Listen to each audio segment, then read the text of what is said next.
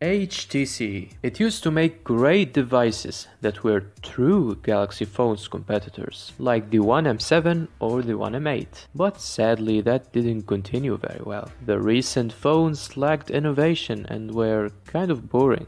And last year they made the U11 with its squeeze feature that a lot of people thought of as a gimmick, because you can do almost all of the supposed squeeze functions with a simple tap on the screen or a click of a button. And they asked the users to submit ideas to add better functions to the squeeze feature. Hopefully we'll see that with the HTC U12, which we probably saw before when they were showing the 5G speeds earlier this year. They showed a phone with a tall screen after they covered its top and bottom, which indicates that they don't want us to see this device yet, which means it could be the U12.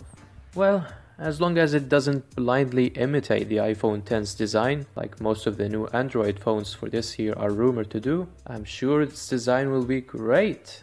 And the phone's specs sheet got leaked on Twitter. Its codename will be HTC Imagine. It will use the Snapdragon 845 as the CPU. Its display will be 5.99 inches Quad HD+, RAM up to 6GB, and the internal storage up to 256GB. And the interesting thing here is that they're bringing back the dual camera. This is the first time since the HTC M9 Plus.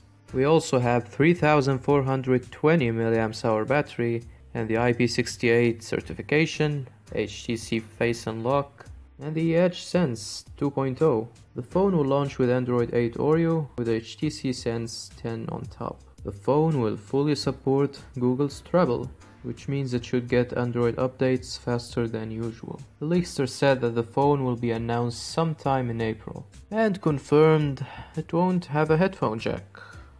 Honestly, removing useful features is not cool. I mean, who told you we should get rid of good things if they seem outdated? And for what?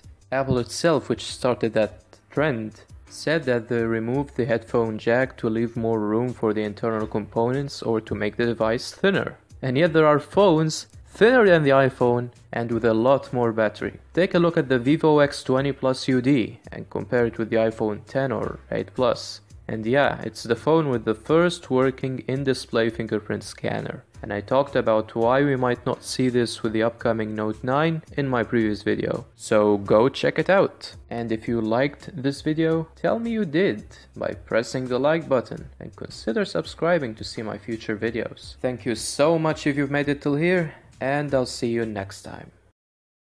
Stop it. Get some help.